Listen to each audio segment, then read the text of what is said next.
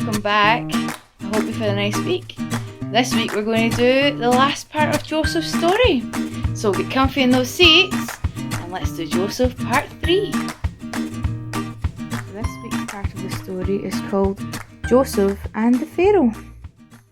Joseph's brothers were so jealous of him that they sold him to some slave traders on their way to Egypt. When the traders reached Egypt, they sold Joseph into the household of Pharaoh, who was Egypt's king.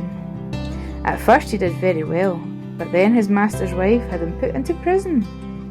Here he met Pharaoh's wine steward and chief baker. They'd both made Pharaoh angry, so he locked them up. One night, both men had very strange dreams. Joseph told the wine steward, "Your dream about squeezing the juice from grapes on 3 branches into Pharaoh's cup means that in 3 days you'll get your job back." "What about my dream?" the baker asked eagerly. "I dreamt that I was carrying 3 boxes of cakes on my head, but birds were eating the pastries in the top box." "I'm afraid it's bad news," said Joseph sadly. "Your dream means that in 3 days Pharaoh will have you killed and thrown your body to the birds to eat." It happened exactly as Joseph had said. 2 years later, Pharaoh himself had a strange dream.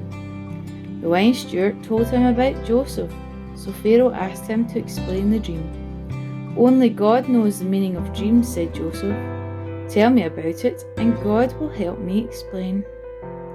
Pharaoh told him about the 7 thin cows who ate 7 fat cows, and 7 ripe ears of corn, which were swallowed up by 7 thin, scrawny ones.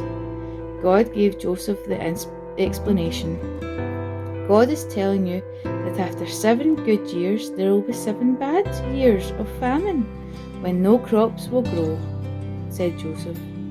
"You must save food wisely, so your people will have enough to eat." Pharaoh thought Joseph was so clever that he put him in charge. For 7 years the crops grew well. Joseph travelled around the country collecting the extra grain and storing it safely. When the famine came, there was enough food to give to the starving people of Egypt. There was no food in Canaan either, so Jacob sent his sons to Egypt to find some. Joseph forgave his brothers and used his power to help his family, even though they had sold him into slavery. So, remember back to the first story where Joseph had a beautiful coat and his brothers were very jealous of him. And then in the second part of the story, they sold him to the slaves in Egypt. And then, which wasn't a very nice thing. But God took that part of the story and he turned it round for Joseph. And Joseph became Pharaoh's helper and the person that Pharaoh relied on. And Joseph was blessed by being able to help the lots and lots of people in Egypt and also his brothers. He forgave his brothers and helped them. And that's what God does for us. He can forgive us for what we do to him and to others and help us. Isn't that so cool? So now let's go and do our craft.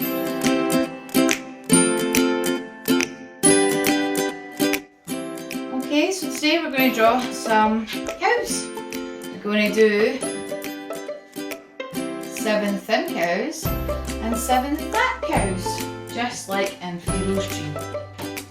So you just need a bit of paper and a pen, and you can draw some cows.